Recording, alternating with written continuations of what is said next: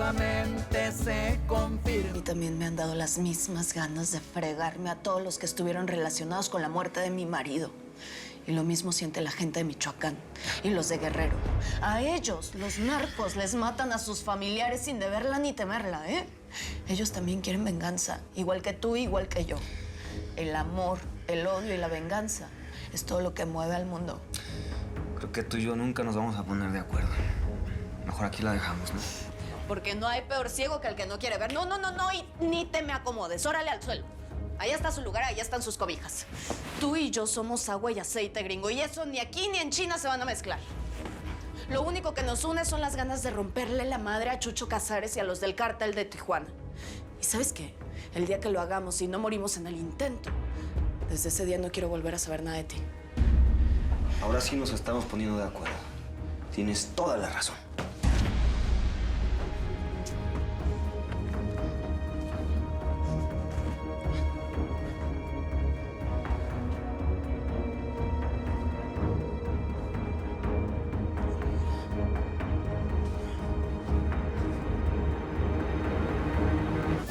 Que son bravas las Mil gracias por seguirnos en YouTube.